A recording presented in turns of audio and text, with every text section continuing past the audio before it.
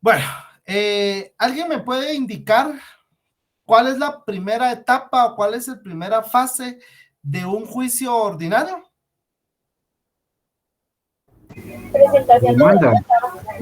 Presentación de la demanda. Muy bien. ¿En qué artículo encontramos regulados los artículos que debe de contener el primer escrito? Artículo 61. Artículo 61, ¿y dónde está el 106, 107, 108. Exactamente. Si el juez, al calificar la demanda, al revisar el memorial de demanda, determina que hacen falta requisitos o que no se cumplen con todos los requisitos, ¿qué procede o qué tendría que hacer el juez? Emite un previo. ¿Emite un previo? ¿Estamos seguros? Correcto. Adelante, Jorge Luis.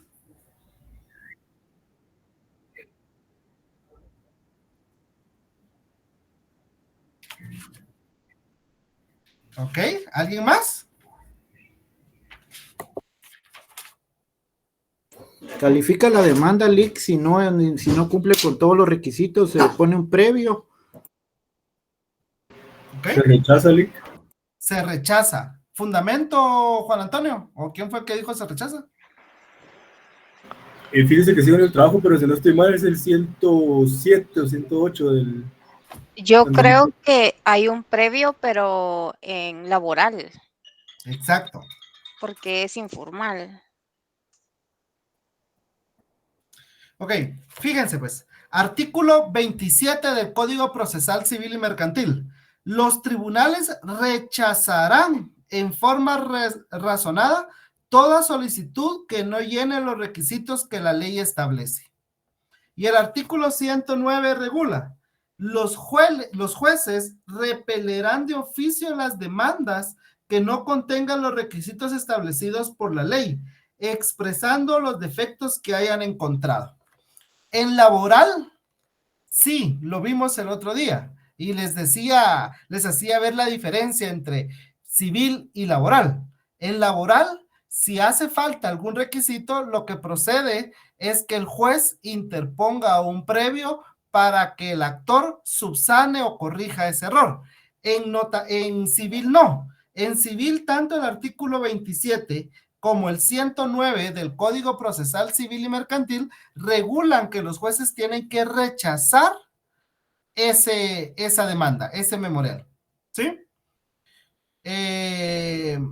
Lo cual significaría que tendría que presentar una nueva demanda, ¿verdad? Ahora, si el juez al calificar la demanda, al revisar el memorial de demanda, establece que se cumplen con todos los requisitos, ¿qué sería lo que procede? Emplazamiento, Lick. Se dicta una resolución, ¿verdad? Decreto, okay. Sí. Se dicta un decreto de trámite y dentro de ese decreto va a contener el emplazamiento al demandado, donde se le dice que se le otorga un plazo para que tome una actitud. Pero, ¿qué hay que hacer con esa resolución? Notificarla. Notificar a las partes. Perfecto. Para que empiece a correr el plazo del emplazamiento, tiene que ser notificada. ¿Y de qué manera se le va a notificar al actor? ¿Cómo? Esa primera resolución se le tiene que notificar a ambas partes. ¿De qué forma se le va a notificar al actor? ¿Por casillero electrónico, Lick? Exacto, por el casillero electrónico. ¿Y al demandado cómo se le va a notificar o en dónde se le va a notificar? Personalmente. Personalmente, pero ¿dónde? En el domicilio. Principalmente en su residencia. Recordemos que no es lo mismo residencia que domicilio. ¿Sí? Principalmente en su residencia. Por eso es que el artículo 61 establece que el actor tiene que indicar la residencia del demandado, porque en principio es el lugar donde se le va a notificar. Y si no, pues ya el demandado, el actor tiene que indicar, desconozco la residencia, pero el demandado puede ser notificado en tal y tal lugar, ¿ok? Entonces se le notifica y a partir de ahí él queda emplazado. ¿Cuántos días tiene él para tomar una actitud frente a la demanda? 9 días. 9 9 días. días. ¿Y cuántos días tiene para interponer excepciones? Si quisiera interponer alguna excepción, 6. ¿qué tipo- 6 días. 6 días. ¿Qué tipo de excepciones va a presentar dentro de esos 6 días? Excepciones previas. Previas. Excepciones previas. ¿Cuál es el trámite? ¿Cómo se resuelve esa excepción previa? Por incidente. ¿Cuáles son los plazos del incidente? 2, 8 y 3. 283, excelente. O 23, dependiendo. Si es un incidente de hecho, 283. Si es de derecho, 23. ¿Estamos? Ok. Entonces, y 9 días para que tome una actitud. ¿Cuáles son las actitudes que puede tomar el demandado? Rebeldía. Rebeldía. Negatividad. Perdón. Muy bien, yo agradezco que todos estén participando y créanme que me encanta que todos estén ahí activos participando. Pero empecemos con uno, porque si no, no vamos en orden. Pero si quiere, Madeline Sánchez, ¿cuáles son las actitudes, Madeline? Rebeldía, allanamiento, contestación de demanda en sentido negativo, contestación de demanda interponiendo excepciones perentorias y reconvención. Excelente. Gladys, ¿en qué consiste la rebeldía? Esto pasa cuando el demandado no toma ninguna actitud. Ok, muy bien. Sigamos con usted, Gladys. El demandado no tomó una actitud. Transcurrieron los 9 días y él no tomó ninguna actitud. Es decir, no contestó ni en sentido afirmativo ni en sentido negativo a la demanda. ¿Qué hay que hacer o qué pasa en ese caso? El ¿Usted, actor el actor qué? Ajá, tiene que solicitar la rebeldía. exacto. ¿Y si no la solicita? Sigue el proceso. ¿Puede aún el demandado contestar la demanda después de los 9 días si aún no ha sido declarado rebelde? Sí. Sí puede, excelente, Gladys, muy bien. Ahora, pero si la parte lo solicita, se le va a declarar rebelde. ¿Y qué va a pasar con el juicio si se le declara rebelde? Va a seguir. ¿Y aún el demandado puede apersonarse al proceso, aunque ya Sí, se haya declarado rebelde? sí puede. Sí puede, excelente, muy bien. Ahora, Gen, no sé, bueno, aquí ya no vi quién más era de los que estaba participando con su micrófono cuando yo les indiqué de que fuéramos uno por uno, pero pregunto, ¿en qué consiste el allanamiento? Si la rebeldía es no tomar una actitud, ¿en qué consiste el allanamiento? Aceptar las pretensiones. Aceptar, exacto, las pretensiones. Contestar en sentido afirmativo, porque si decimos que cuando no está de acuerdo es sentido negativo, entonces cuando él está de acuerdo con las pretensiones es porque está contestando en sentido afirmativo. ¿Ok? Contestar en sentido afirmativo. Y él va a aceptar las pretensiones. Muy bien. ¿Qué tiene que pasar con ese allanamiento? Solo él presenta un memorial y dice, señor juez, yo me allano a las pretensiones y ya el juez acepta el allanamiento.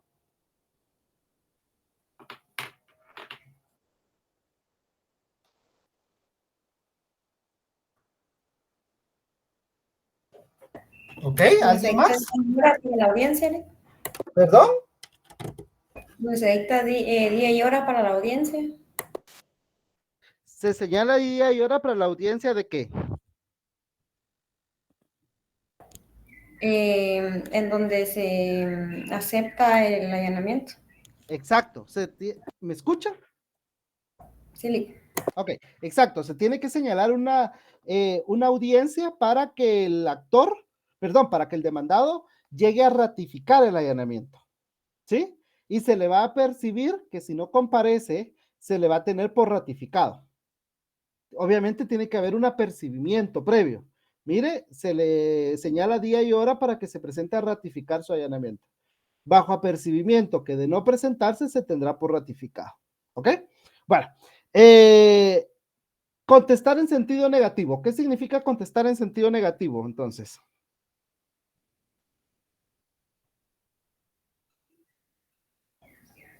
Que no está de acuerdo con lo que le están Exacto. Básicamente es eso. Es porque el actor no está, es del demandado, no está de acuerdo con las pretensiones del actor. ¿Ok? ¿Y qué significa contestar en sentido negativo interponiendo excepciones perentorias? Que no está de acuerdo con la pretensión que se le está demandando. ¿Ok? ¿Y las excepciones perentorias qué son?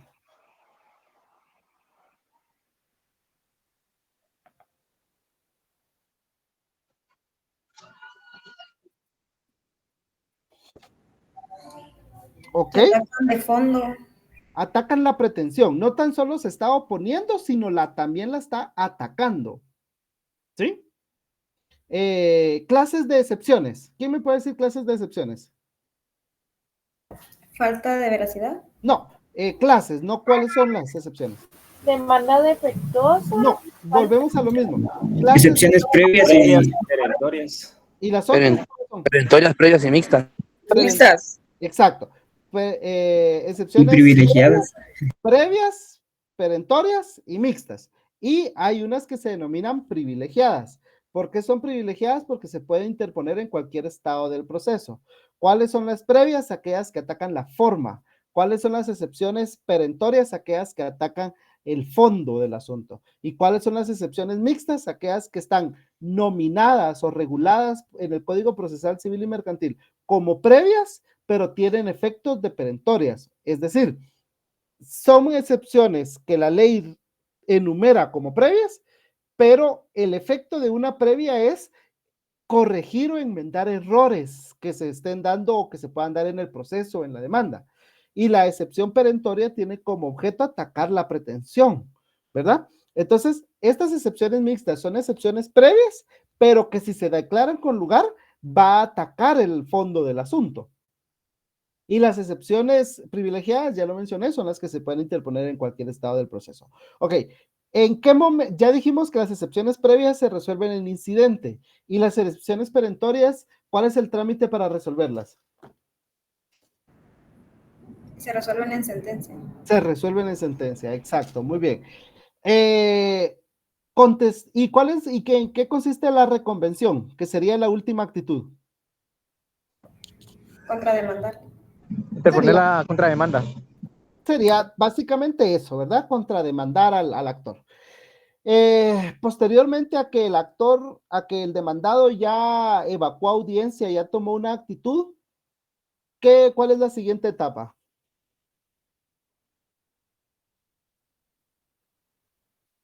Se abre a prueba. ¿Por qué plazo? 90 días. Si 30 es en el días. extranjero. 30 días. Sí, 90 días, perdón. Heidi, Son 30 días. 30 días. ¿Y se puede ampliar por cuántos días más? Por 10 días más. Por 10 Por días. 10 días más Esa es la y respuesta correcta. 120 días. Y si hasta si 120. hubiera prueba extranjera, ¿hasta cuál es el plazo máximo? 120 días. 120 días. Muy bien. Finalizado el periodo de prueba, ¿cuál es la siguiente etapa? La vista. ¿En qué consiste la vista? En los alegatos, ¿sí? Las partes van a presentar sus alegatos. ¿Y qué son los alegatos? Son esos argumentos con los cuales van a tratar de convencer al juez que resuelva, declarando con lugar o sin lugar la demanda, ¿verdad? Con base a los medios de prueba que se diligenciaron. ¿Cuál es el plazo para la vista finalizado el periodo de prueba? 15 días. 15 días. Al finalizado el periodo de prueba, ¿cuál es la siguiente etapa? Auto para mejor fallar o sentencia. Excelente. Esa sería la respuesta correcta. Auto para mejor fallar o sentencia, ¿verdad? Porque el auto para mejor fallar es optativo.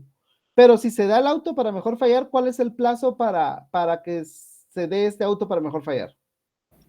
15 días. 15 días. Y básicamente, ¿en qué consiste este auto para mejor fallar? En el que el juez puede Para hacer aclaraciones para dictar sobre mejor dudas que una se tengan. Más o menos. ¿Alguien más? Está bien, pero alguien que aterrice un poco más la idea. Para argumentar más al juez y que él tenga una claridad del proceso. No sé si es para argumentar. ¿Alguien más? Es la facultad que tiene un juez para solicitar que se le amplíe algún medio de prueba para poder fallar. Sí, por ahí creo que está mejor la respuesta. ¿Sí? En ese auto para mejor... Adelante. No sé, ¿alguien tenía el micrófono? ¿No? Ese auto para mejor fallar sirve exactamente para eso, para que el juez pueda tener un mejor criterio para resolver.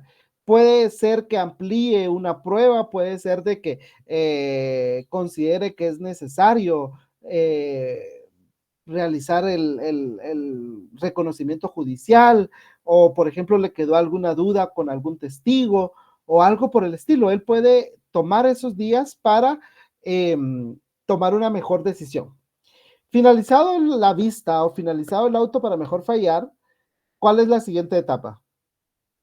Sentencia. La sentencia. ¿Cuál es el plazo para dictar sentencia?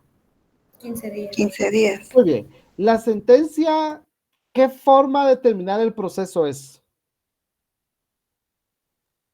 Formal. Normal. Es la forma normal de terminar el proceso. ¿Quién me puede mencionar entonces cuáles son las formas excepcionales o anormales de terminar un proceso? Los autos. Desistimiento. El desistimiento es uno. Puede ser total o parcial. ¿Cuál otro? Caducidad de la instancia. Caducidad de la instancia. Renuncia, allanamiento y confesión y conciliación. Ok, falta uno. Transacción. Muy bien. Ok, entonces ya vieron, ya dimos un pequeño repaso. Les repito, me gusta que estén participando. Lo que lamento es que sean básicamente, por no decir un menor número, pero prácticamente 10 compañeros los que participan, ¿verdad?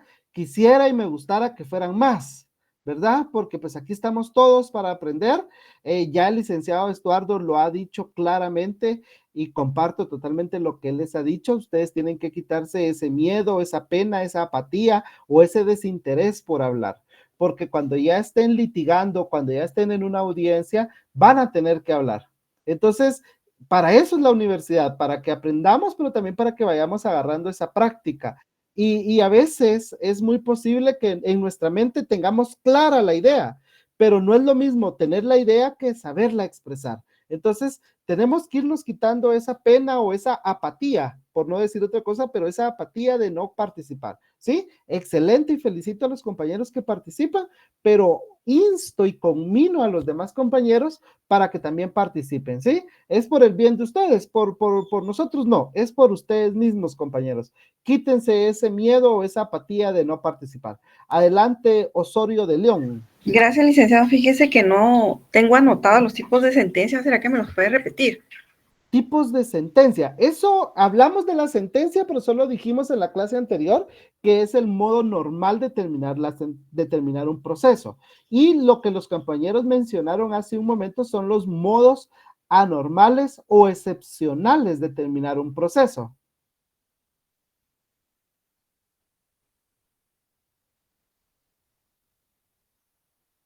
¿Sí?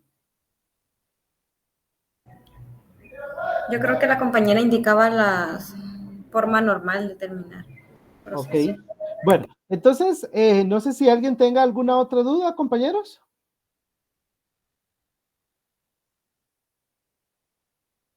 Bueno, adelante, Jorge Luis.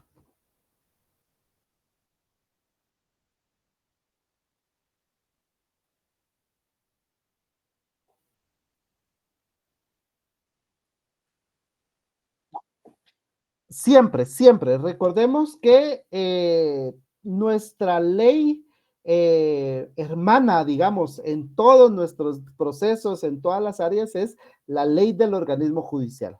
Cuando nuestro código, sea penal, sea civil, sea laboral, sea el que sea el código de trabajo, perdón, no hay código laboral, código de trabajo, no regule algo, nuestra primera referencia tiene que ser ley del organismo judicial.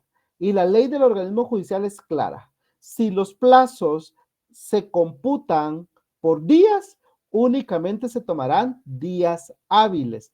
Es decir, no se tomarán en cuenta días de fines de semana, ni días de feria, ni días de asueto, o aquellos que por alguna razón el tribunal haya estado cerrado. Eso lo dice la ley. Entonces son días, cuando el plazo es 3 días, 15 días, 8 días, 20 días, 30 días, 60 días, vamos a entender únicamente días hábiles. Sí, porque no es lo mismo que diga 30 días a que diga un mes. Ustedes van a decir, no, pero es que un mes tiene 30 días, pues entonces si dice 30 días, se refiere a un mes. No, si el plazo dice 30 días, tenemos que entender que son 30 días hábiles. Ahora, si el plazo dice un mes o 2 meses, ahí sí vamos a contar según el calendario, ¿verdad? Si el plazo empieza a correr hoy, 3 de mayo, entonces tenemos un mes de plazo. ¿Quién me dice entonces cuándo se vence el plazo si tenemos un mes a partir de hoy? Sería también el 3 del próximo mes. ¿Ok? ¿El 2 de mayo? El 2 de mayo, ¿estás seguro? El 2 de mayo con la víspera. El 2 de junio sería, porque hoy estamos 3 de mayo. Sí, perdón. No, perdón. Ok, sí, el plazo dice o a un mes, tiene plazo un mes a partir de hoy, entonces vencería el 2 de junio, porque vencen a la víspera, ¿ok? Perfecto. Pero si nos dice 30 días, no va a vencer el 2 de junio, va a vencer como a finales de junio. ¿Por qué? Porque únicamente vamos a contar días hábiles. ¿Estamos de acuerdo? Ok, muy bien.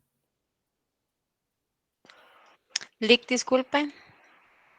Adelante. Perdón que le vuelva a repetir, es que no me quedó claro. Si dicen, por ejemplo, de un mes o a 2 meses de aquí, es exactamente días Corridos. corridos, ajá. Pero si son 30 días, son hábiles entonces. Exacto. Si habla de días, son hábiles, y si habla de mes, sería corrido. Exactamente. Ah, ok, Exactamente. gracias. Incluso puede ser plazo por años también. Si dijeran, tiene un año de plazo, ¿cuándo vencería entonces el plazo?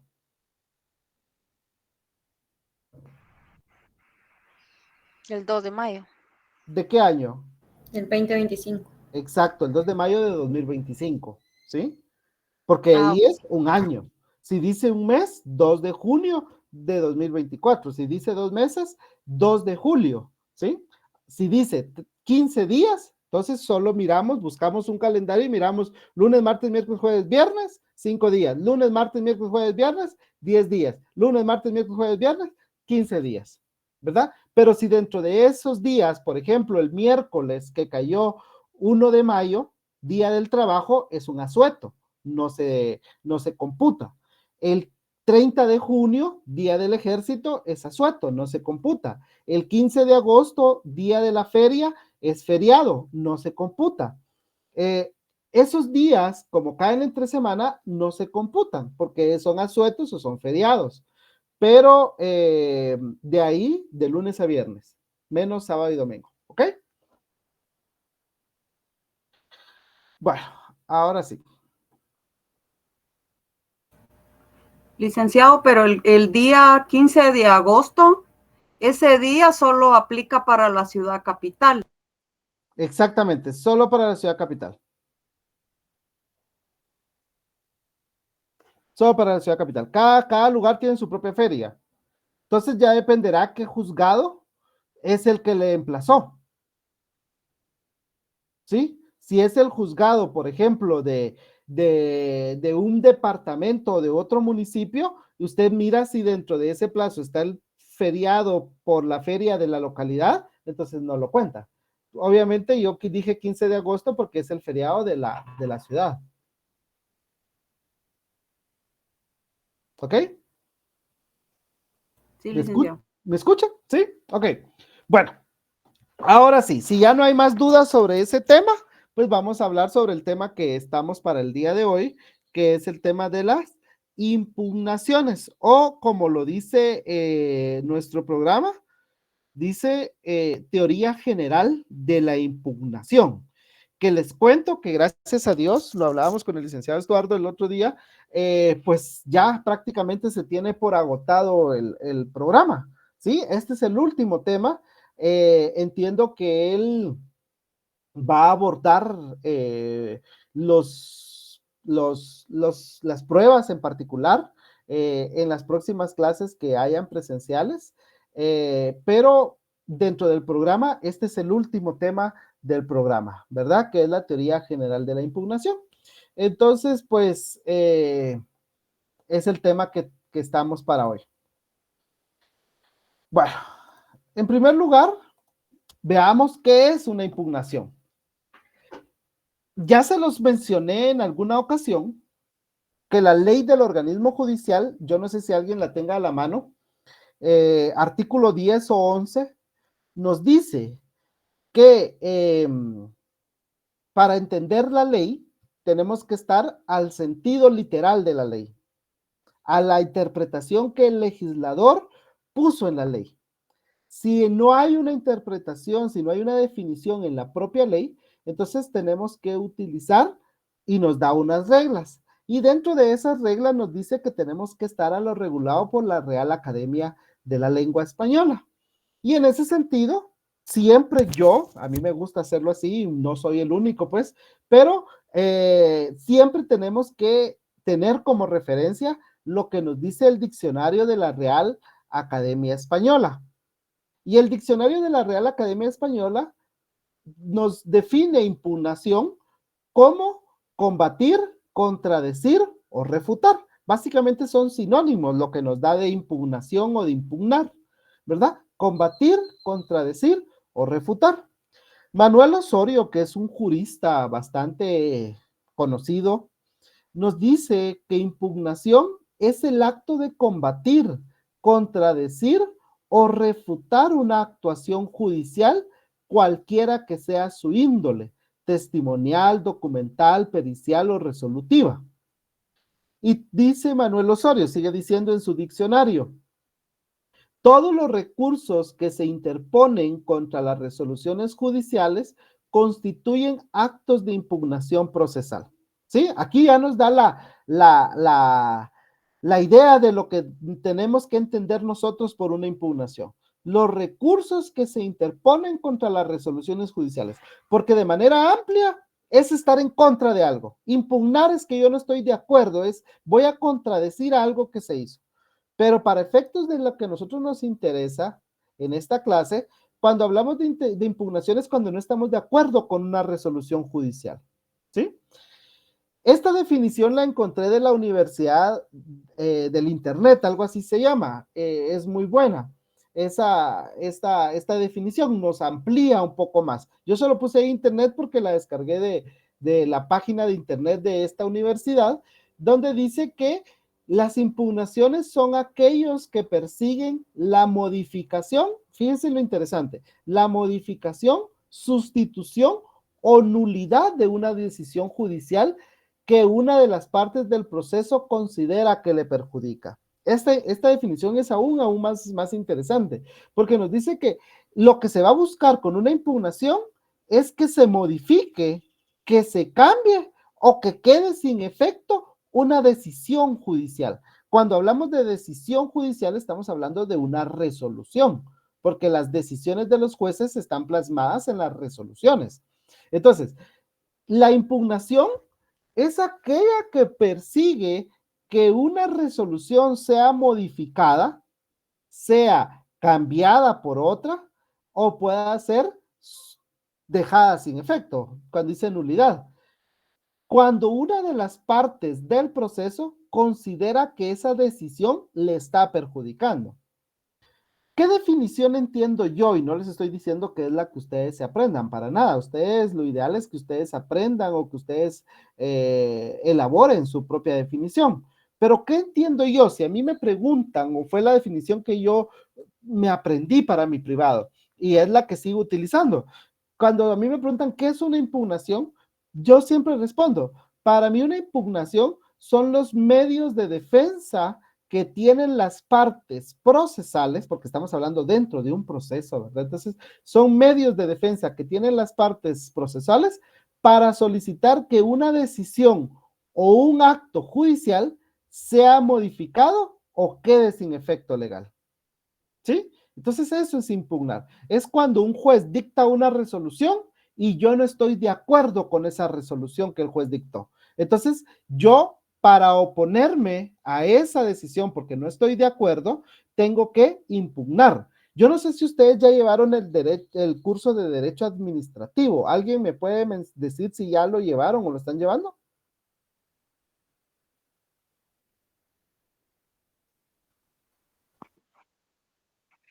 Ok, entonces. Pero no nos pregunten. No, excelente. Pero, ¿por qué les digo esto? Porque en derecho administrativo uno ve los medios de control. ¿Se recuerdan del control orgánico, control interno, control externo, control directo, control judicial, control de los derechos humanos? ¿Se recuerdan de esos controles, verdad? Creo que ya los vieron. ¿Y para qué sirven esos controles? Esos controles sirven para, como lo dice el mismo término, controlar que no exista un abuso de autoridad. Es decir, que los órganos administrativos actúen dentro del marco de la legalidad. Entonces, existen medios de control y dentro de esos medios de control existen los recursos y los remedios que también se pueden interponer en derecho administrativo, incluso existe el control jurisdiccional, que es cuando nos vamos al proceso contencioso administrativo. Pero ¿para qué me sirve, insisto, esos medios de control? Para que no exista un abuso de poder, no exista un abuso de autoridad. Entonces se van a controlar ese poder que tienen los órganos administrativos a través de los medios de control. Entonces, igual sucede aquí. Los jueces tienen la facultad de resolver. Los jueces tienen el poder de llevar a cabo, de dictar resoluciones y de ir desarrollando las etapas del proceso. Pero si yo considero que un juez está resolviendo contrario a la ley, si yo considero que un juez está extralimitando en la facultad que la ley le otorga, entonces yo sujeto con legitimidad, le pido al juez que revise su propia resolución y le digo, mire, señor juez, discúlpeme, usted resolvió de esta manera, pero la ley indica lo contrario, ¿verdad? O bien, puedo pedirle a un superior que revise lo que el inferior está haciendo, ¿sí? En este caso, yo creo que ya lo hablamos en su momento de primera instancia y segunda instancia. Y, por ejemplo, si un juicio está siendo conocido en un juzgado de primera instancia, el superior jerárquico es una sala de apelaciones. Entonces, si yo no estoy de acuerdo con una resolución del juzgado de primera instancia y supongamos que yo apelo, un tribunal superior, en este caso una sala, va a revisar lo que él hizo y va a verificar si lo que él resolvió es conforme a la ley, es conforme a derecho, ¿sí?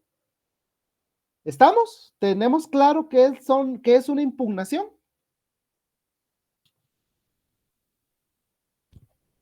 Muy bien, excelente. Ahora, la ley, nuestro Código Procesal Civil y Mercantil, nos enumera como medios de impugnación 8, nos da 8 medios de impugnación. Y nos dice que las impugnaciones son aclaración, ampliación, revocatoria, reposición, apelación, el ocurso de hecho, la nulidad y la casación. ¿Sí? Ahora, solo denme un segundo.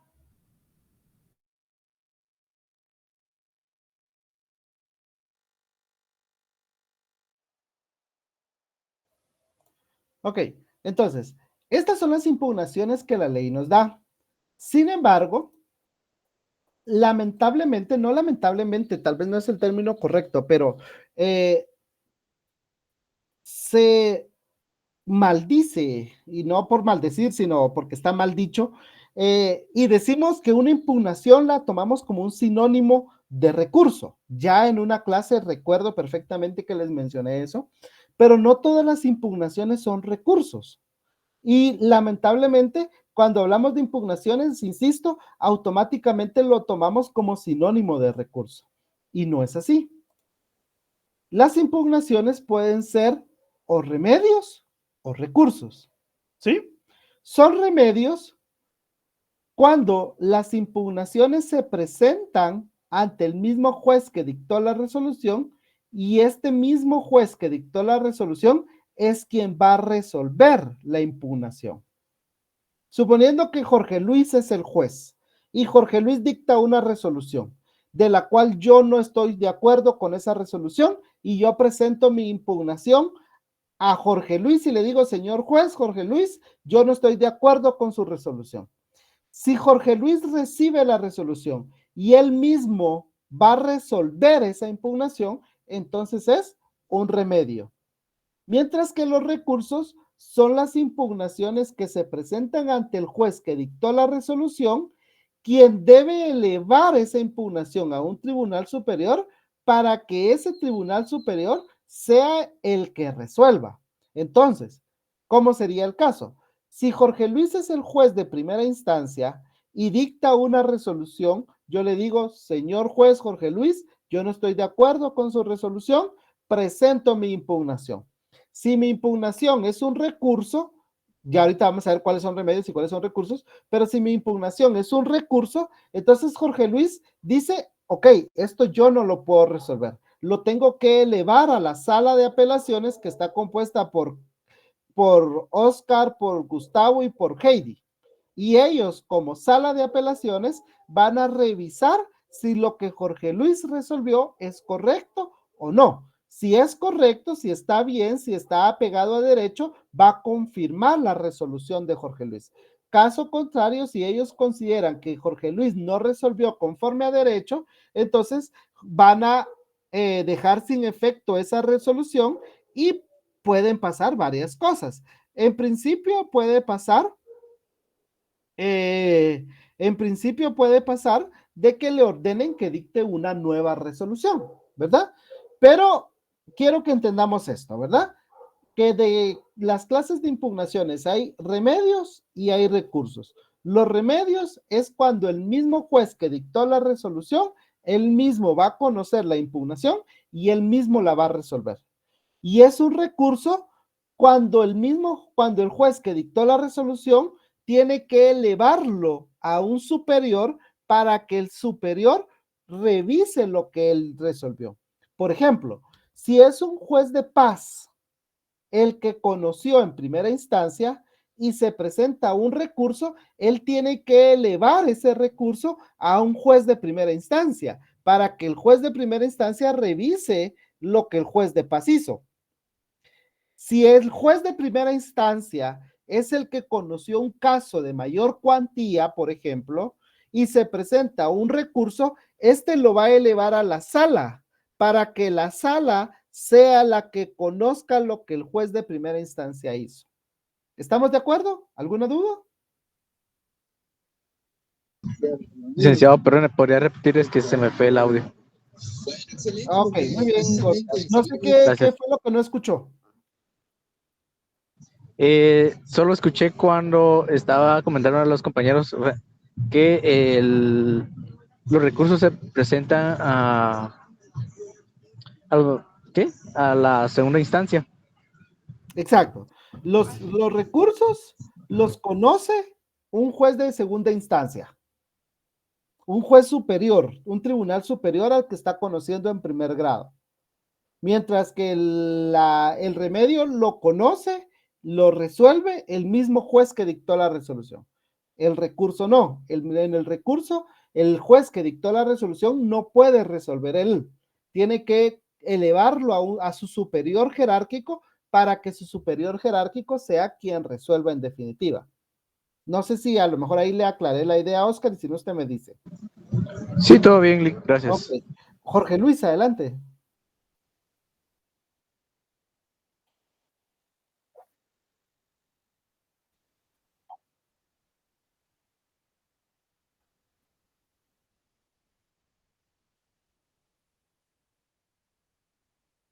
Ajá. ¿Mm? Ah, ahorita vamos a ver. Eso es lo que vamos a ver ahorita, no se preocupe. Ok,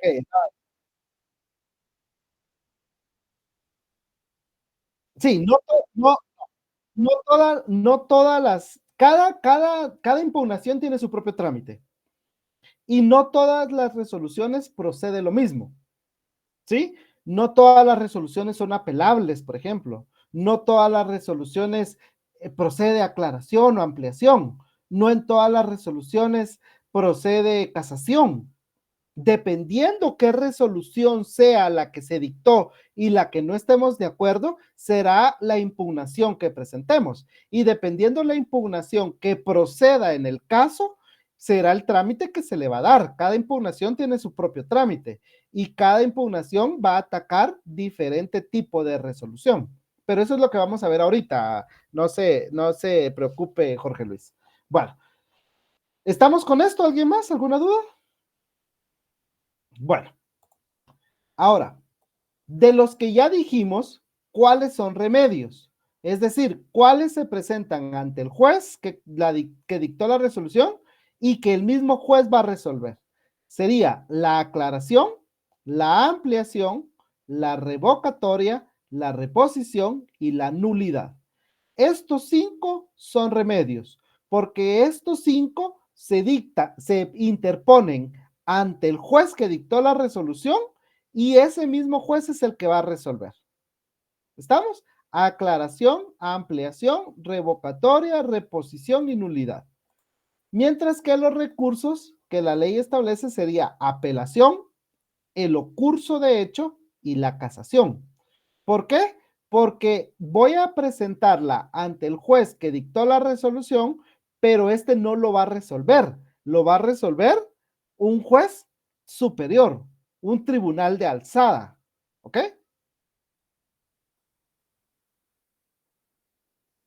Bueno, entonces veamos. La aclaración. ¿Contra qué resolución? Y vámonos a nuestra ley. Tengamos ley en mano. Artículo 596. 596. Alguien que me haga favor de leerlo. Nos quedan 40 minutos y yo espero, jóvenes, que terminemos este tema en 40 minutos. Entonces, por favor, tengan su código a la mano y ayúdenme a leer lo más pronto posible. Artículo 596. Buenas noches, licenciado. Artículo Adelante. 596. Procedencia. Cuando los términos de un auto o de una sentencia sean obscuros, ambiguos o contradictorios, podrá pedirse que se aclaren. Si se hubiera omitido resolver alguno de los puntos sobre que versar el proceso, podrá solicitarse la ampliación. La aclaración y la ampliación deberán pedirse dentro de las 48 horas de notificado el auto o la sentencia. Muy bien, gracias. Fijémonos, recordemos que la ley del organismo judicial regula 3 clases de resoluciones: decretos, autos y sentencias. La aclaración y la ampliación procede en contra de autos y en contra de sentencias. Es decir, los decretos, si se dictó un decreto y el decreto es ambiguo, es oscuro o es contradictorio, no podemos pedir su aclaración porque es decreto y la aclaración solo procede contra autos o sentencias. La ampliación igual. La ampliación únicamente procede contra autos o sentencias. Ya lo leyó la compañera, dice, cuando los términos de un auto o una sentencia, ¿sí?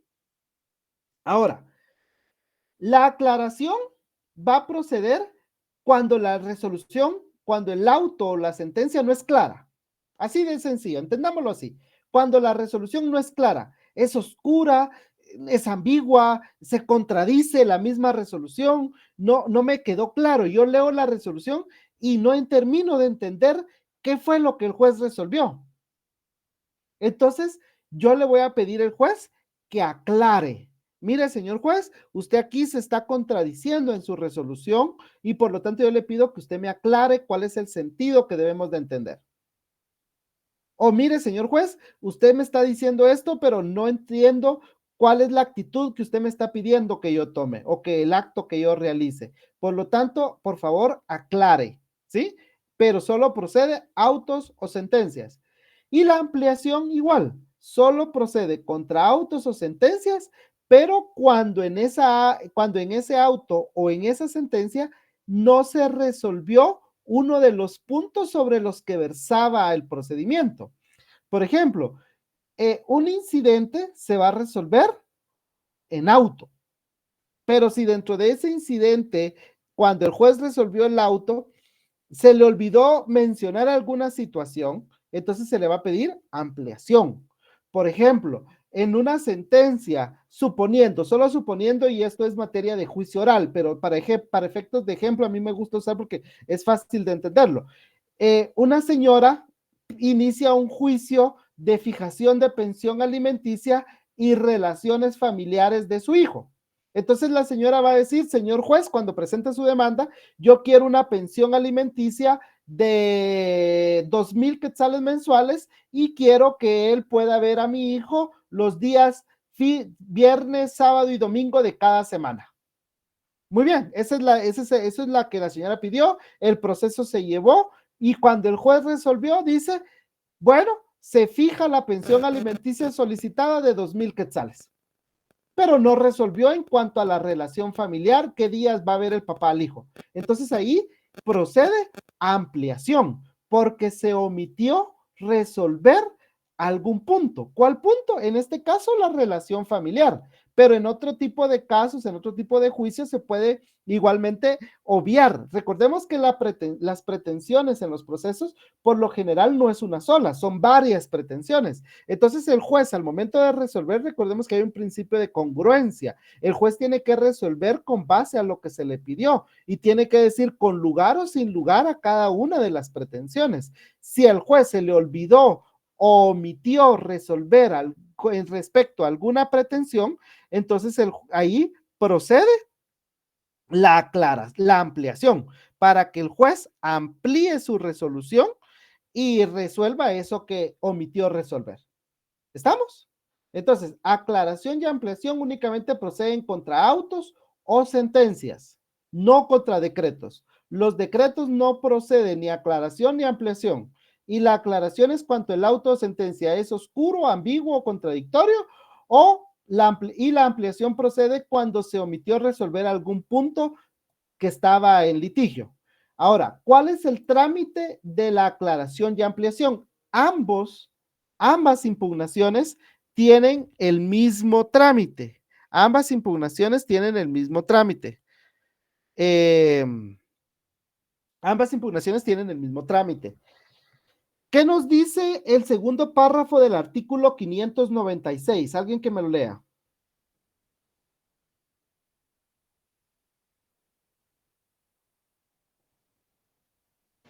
La aclaración y ampliación deberán pedirse dentro de 48 horas de notificado el auto o la sentencia. Exacto, gracias. Y fíjense, yo siempre se los digo y no me voy a cansar.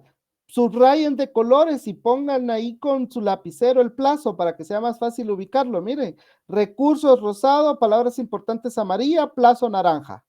¿Se dan cuenta?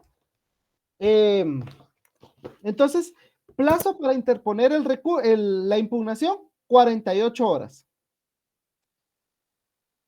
Artículo 597, lleven la lectura conmigo, yo lo voy a leer.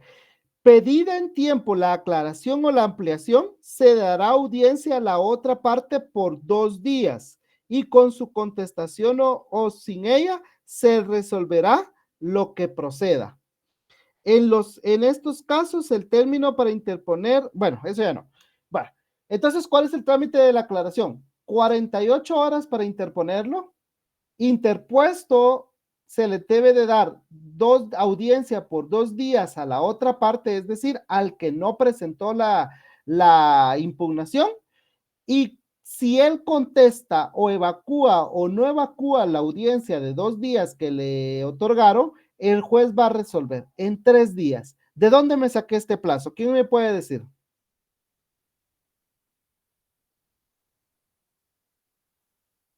¿De los incidentes? No. ¿De dónde me saqué yo? La ley no lo dice. La ley no dice que son 3 días para resolver.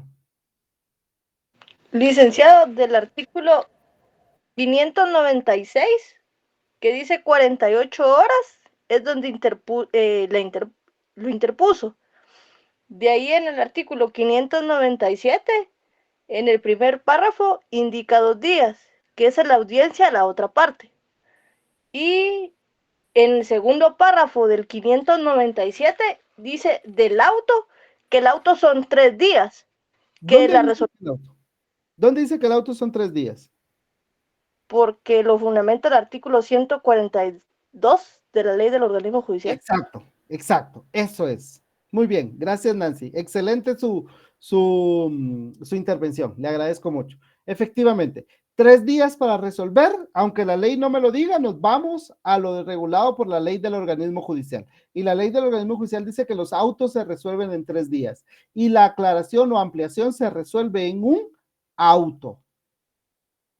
Porque el segundo párrafo, el 597, nos dice, en estos casos, el término para interponer apelación o casación del auto de la sentencia corre desde la última notificación del auto que rechace de plano la aclaración o ampliación pedida, o bien el que los resuelva. O sea, se va a resolver o se va a rechazar la ampliación y la aclaración en un auto. Y la ley del organismo judicial nos dice que los autos se resuelven en 3 días.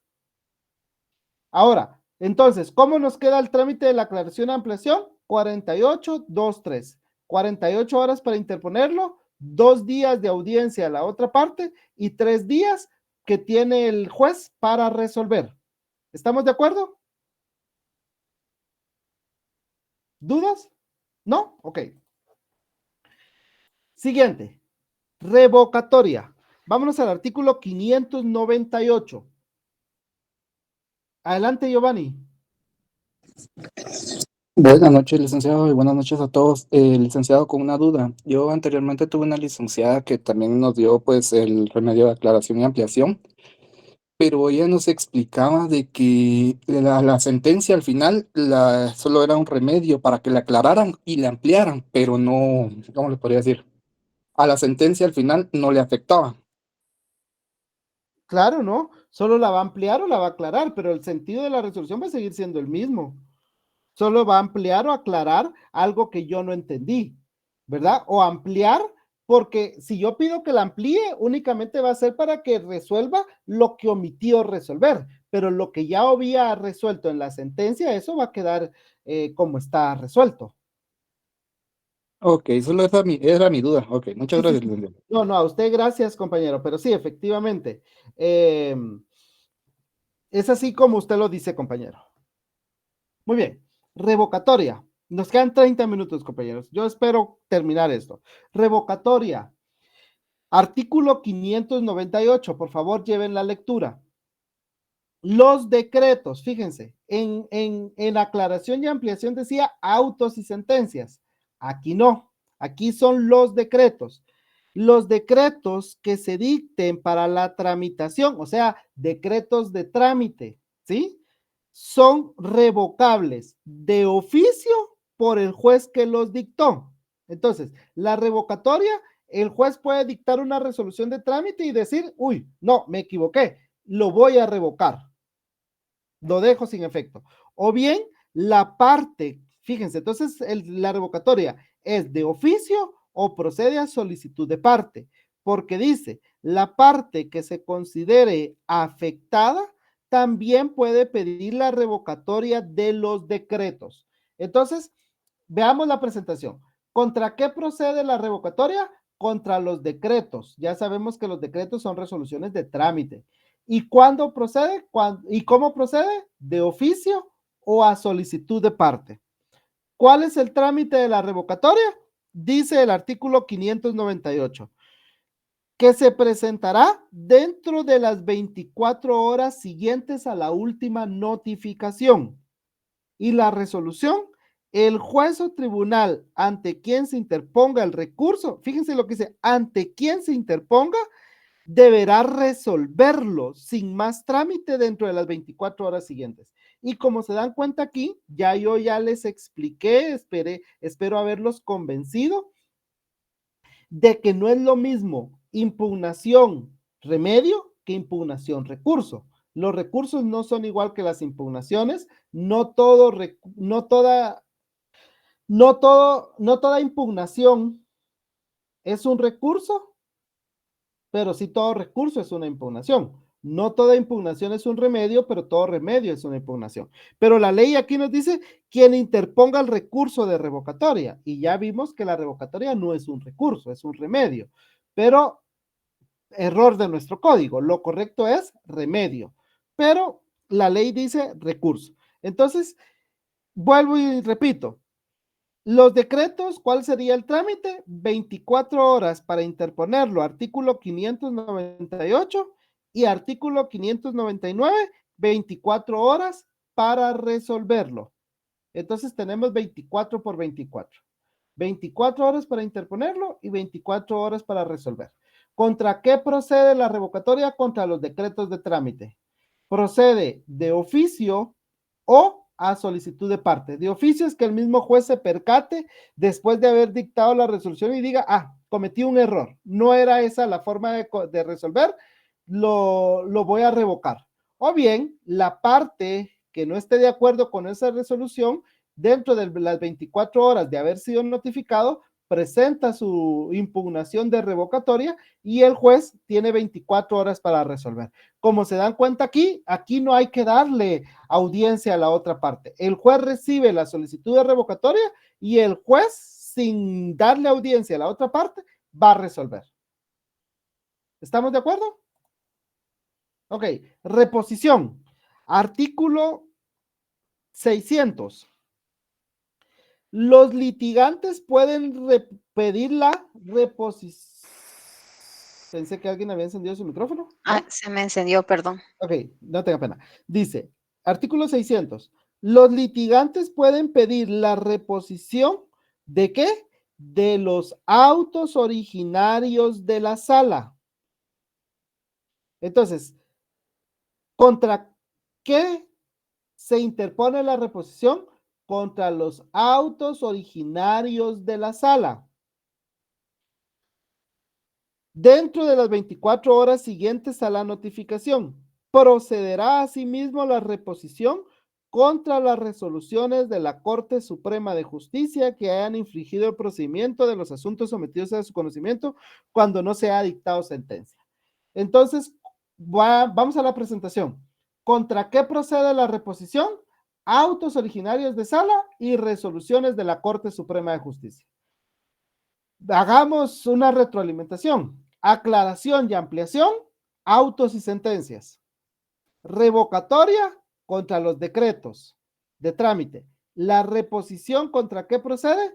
Contra los autos originarios de las salas y contra las resoluciones de la Corte Suprema de Justicia. ¿Cuál es el trámite de la reposición? Eso lo encontramos en el artículo 601.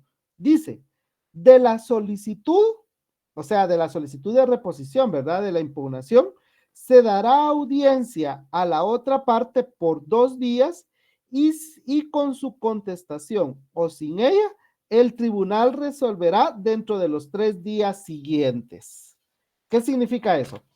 En el artículo 600 nos dice, vean, volvamos al artículo 600. Los litigantes pueden pedir la reposición dentro de las 24 horas. Nos vamos al 601. Se dará audiencia por 2 días y el tribunal resolverá dentro de los 3 días. Entonces, ¿cómo nos queda este trámite? 24, 2, 3. 24 horas para interponerlo, 2 días de audiencia a la otra parte y 3 días que tiene el tribunal, ya sea la sala o la Corte Suprema de Justicia, para resolver. ¿Alguna duda? Licenciado, disculpe, ¿cuáles son los autos originarios de sala? Exacto, muy bien. ¿Quién fue el que preguntó? Jonathan, excelente. Sabía que me lo iban a preguntar. Y aquí está la respuesta, Jonathan. Mario Aguirre Godoy nos dice que los autos originarios de la sala son aquellos que surgen en la tramitación que del proceso lleve a cabo la sala en segunda instancia. pero motivados no por el conocimiento en grado, sino por una cuestión o incidente que nace precisamente en la segunda instancia. Aquí está para que entendamos. Así, por ejemplo, no puede ser auto originario el que dicta la sala al conocer en apelación de una resolución o al resolver un curso de hecho, pero sí lo será el que dicte con motivo de excepciones interpuestas en segunda instancia. ¿Qué significa eso? Que si yo presento una apelación, por ejemplo, hay un proceso en primera instancia y yo presento una apelación. Esa apelación tiene que ser elevada a una sala de apelaciones. Esa sala de apelaciones va a darle trámite al recurso y va a llevar el procedimiento del recurso de apelación. Pero yo, durante que el proceso está en apelación en la sala, yo ante la sala presento, recordemos que hay excepciones ¿qué? Privilegiadas. Y yo presento una excepción privilegiada y le digo al señor juez, mire, señor juez, ya llegamos a un acuerdo, ya transamos. Entonces, señor juez, yo le pido que usted dé por terminado este proceso. Entonces, esa excepción que se va a presentar en segunda instancia tiene que ser resuelto mediante el procedimiento de los incidentes. Entonces, dentro del incidente, la sala va a resolver mediante un auto ese incidente. Entonces, ese auto que se dicte del incidente procede la reposición. Las demás resoluciones que la sala realiza del trámite de la apelación no son autos originarios, porque son resoluciones que son por la apelación, ¿sí? Pertenecen al trámite de la apelación, mientras que la excepción es un trámite distinto, diferente a la apelación. No sé si me logré dar a entender, compañero. Yo no lo entendí. Ok. Me perdí. Muy bien. La apelación, ya lo vamos a ver ahorita. Si yo no estoy de acuerdo con una resolución, con la sentencia que dictó el juzgado de primera instancia, lo voy a apelar. Y esa apelación va a ser conocida por una sala de apelaciones.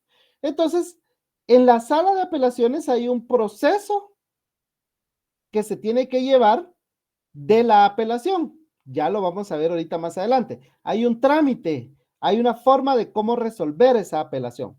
¿Sí? Si quieren, veamos aquí. Aquí está. Así se resuelve la apelación. ¿Sí? Hay 3 días para interponerlo, se elevan las actuaciones, en la sala de apelaciones le da audiencia a la otra parte por 6 o por 3 días, después señala una audiencia de la vista, después puede dictar un auto para mejor fallar y por último dicta una sentencia. Entonces, este es el trámite de la apelación. Si la sala de apelaciones dicta una resolución dentro de este procedimiento de apelación, no es un auto originario, ¿sí? No es auto originario. ¿Es una resolución de la sala? Sí, pero no es un auto originario. Los autos originarios de la sala son aquellos que se dictan en procedimientos que se llevan distintos al recurso de apelación, digamos. En este caso, ¿cuál sería? Insisto, una excepción. Veamos, solo para que ustedes se convenzan.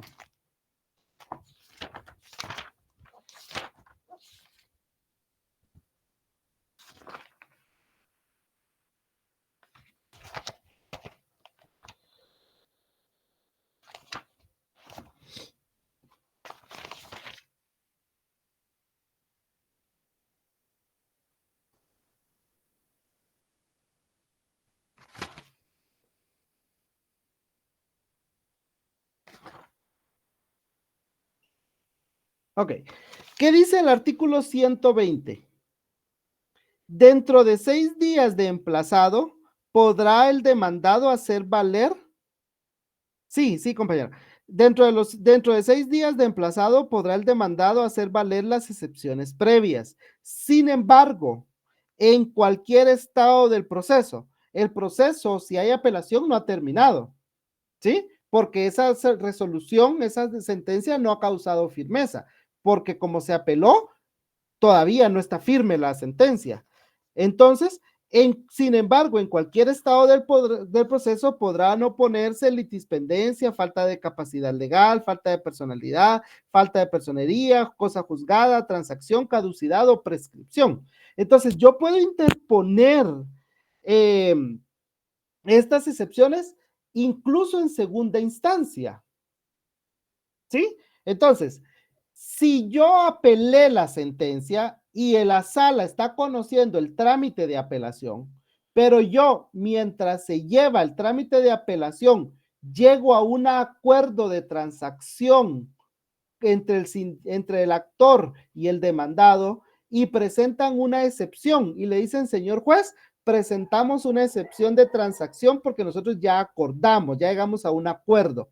Entonces, tenemos el trámite de la apelación y por aparte, distinto al trámite de la apelación, se va a conocer la excepción. Entonces, esa excepción, la resolución que se dicte de esa excepción, de ese incidente, ese sí es un auto originario, porque no es una resolución que se haya dictado dentro del procedimiento de apelación, sino se dictó en un procedimiento distinto, que es el incidente que resuelve la excepción. ¿Me di a entender? Una pregunta ahí. Yo sí la entendí, pero entonces, ¿por qué dice resoluciones de la Corte Suprema de Justicia? Porque procede contra los autos originarios o resoluciones de la Corte Suprema de Justicia. Porque si la Corte se dictó una resolución dentro de un procedimiento, dentro de un proceso, también procede reposición. Pero no procede contra decretos, no procede contra autos de primera instancia, no procede contra sentencias, sino que la reposición únicamente procede en contra de los autos originarios de la sala y en contra de las resoluciones de la Corte Suprema de Justicia. Ya lo entendí. Sí. ¿Ahora sí? Sí, ahorita sí. Ok. Gracias. Bueno, pues, entonces, ¿cuál es el procedimiento? 24 horas para interponerlo, 2 días de audiencia a la otra parte y 3 días para resolver. Ya aquí está, de todos modos yo les voy a subir esto. De todos modos, pues espero que tengamos ahí alguna oportunidad para aclarar dudas y pues si hay alguna duda sobre esto, pues me lo cuenta. Veamos, tenemos 15 minutos. Nulidad. ¿Cuándo procede la nulidad? Procede en contra de resoluciones y procedimientos que infrinjan la ley. ¿Dónde tenemos la nulidad? Vámonos al artículo. Uy, aquí. Permítanme que ya perdí aquí.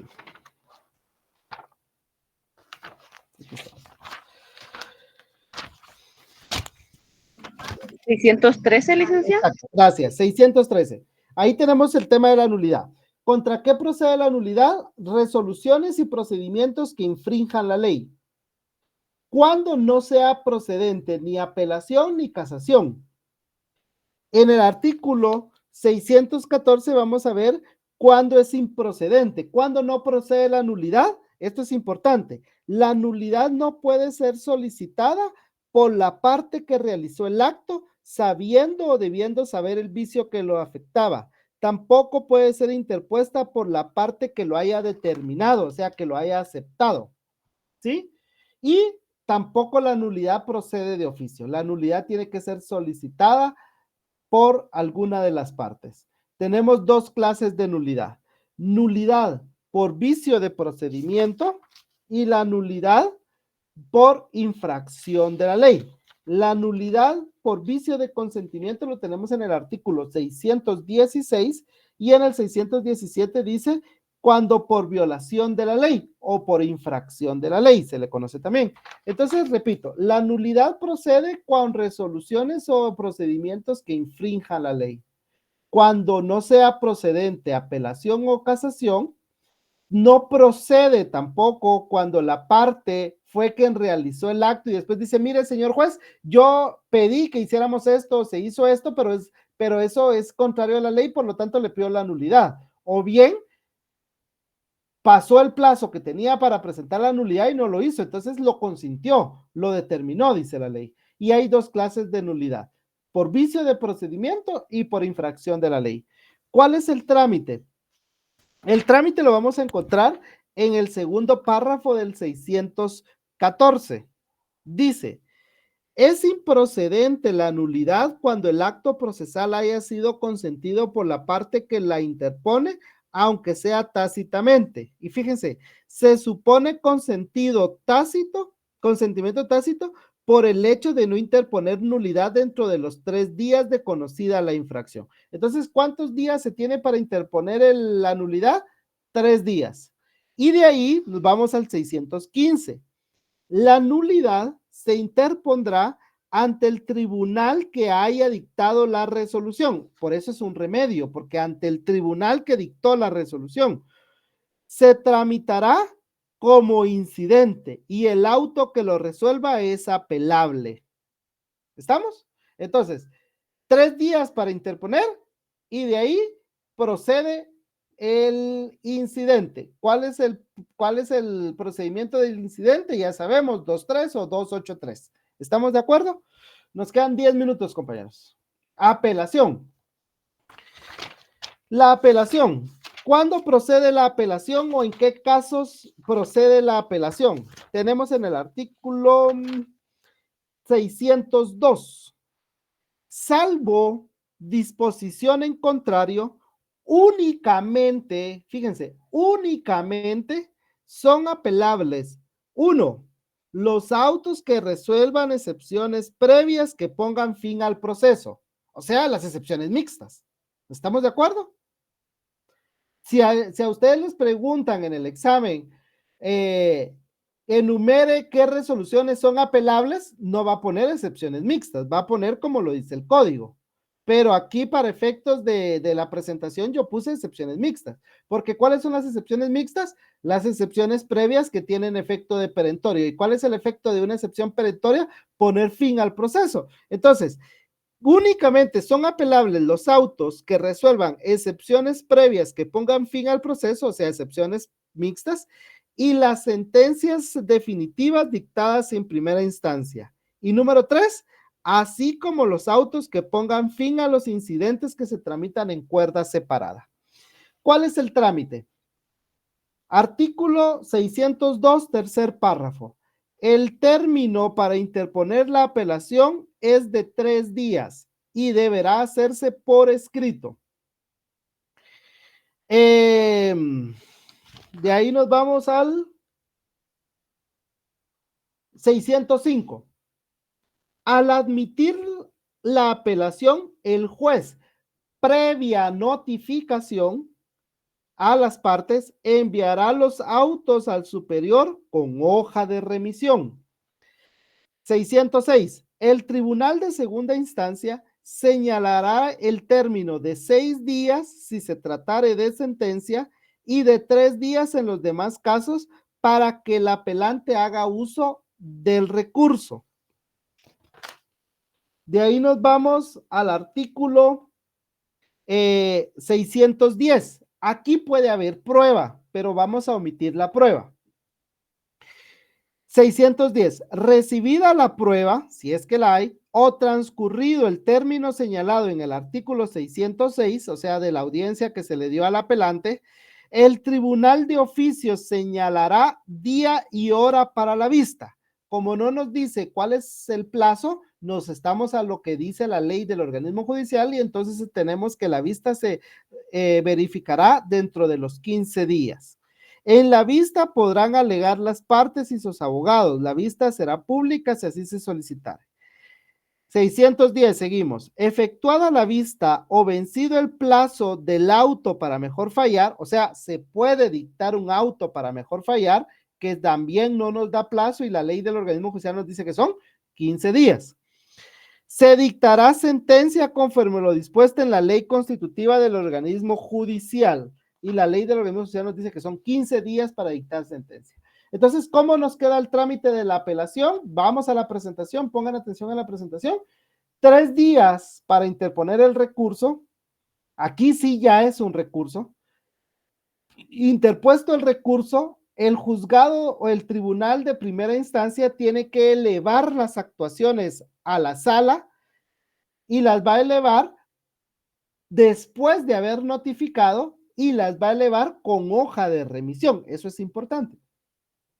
Cuando el tribunal o cuando la sala de apelaciones ya tenga el expediente que es donde se presentó la apelación, le va a dar 6 días al que presentó la apelación, si se presentó una apelación contra una sentencia, o 3 días si la apelación es contra uno de estos 2 autos que dicen acá. ¿Para qué son esos 6 o 3 días? Para que el apelante, o sea, el que presentó el recurso, explique los motivos por los cuales no está de acuerdo con la resolución y por los cuales impugnó. Después, si hay prueba y tanto, se va a diligenciar la prueba. Caso contrario, cuando ha vencido ese plazo de los 6 o de los 3 días, se va a señalar audiencia para la vista, la cual se tendrá que realizar dentro de los 15 días. Después de la vista se dictará un auto para mejor fallar, que también es de 15 días. Y por último, la sentencia, que también es de 15 días. El ocurso de hecho. El ocurso de hecho lo tenemos en el artículo 611.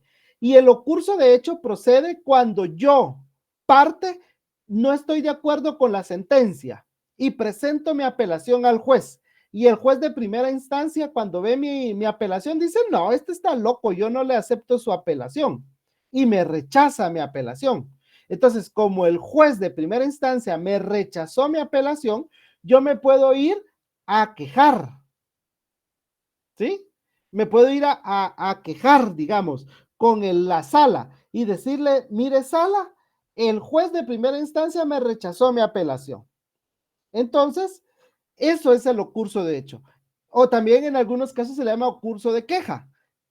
Si no estoy mal, es en laboral, donde se le conoce como ocurso de queja.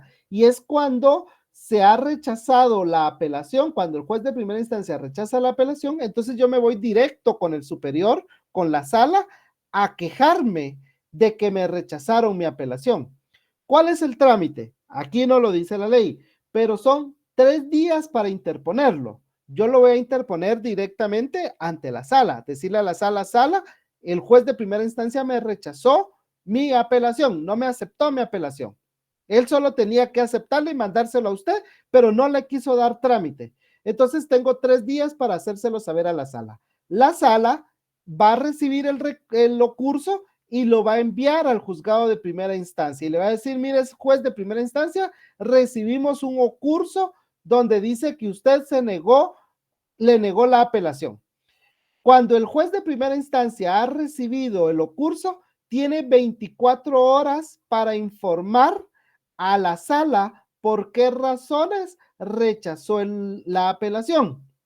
Y cuando ya ha informado el juez de primera instancia a la sala tiene 24 horas para resolver si procede o no la apelación. Si declara con lugar el ocurso, entonces ya se le da trámite a la apelación y ya procede el procedimiento que vimos anteriormente. Y por último, la casación. La casación es un recurso extraordinario. Recordemos que en Guatemala solo hay 2 instancias. La primera instancia, ahorita voy Gladys, la primera instancia es el proceso normal. Si yo apelo, entonces se va a una sala que sería la segunda instancia. Y si yo no estoy de acuerdo con la sentencia que se dictó en segunda instancia, yo puedo interponer casación, pero entonces ya ahí llegaría a una tercera instancia, pero ese no, en Guatemala no está permitido, porque en Guatemala solo hay 2 instancias. Entonces la casación es un recurso extraordinario. Y así rápidamente les digo, la casación, hay 2 clases de casación, por motivos de fondo y por motivos de forma. Y el procedimiento es 15 días para interponerlo. Interpuesto, la Corte Suprema de Justicia pedirá el expediente a la sala.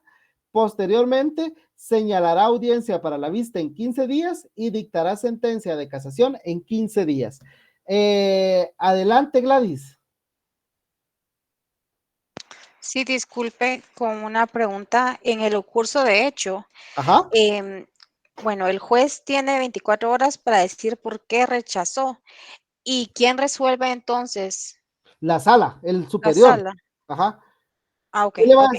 El juzgado de primera instancia le va a decir, mire, señor juez, yo no le di trámite a la apelación porque por esta y esta y esta razón. A ver, él va a informar por qué razones. Y entonces la sala es la que va a decidir si el juez de primera instancia tenía razón y dice, sí, tiene razón, por esos motivos estuvo bien que no haya aceptado la apelación, con lugar, ahí se queda. O bien, la sala puede decir, no, usted, juez de primera instancia, no tenía razón, el ocursante, el que presentó el recurso, tiene la razón, procedía a la apelación, por lo tanto, mándeme el expediente y yo le voy a dar trámite aquí a la apelación.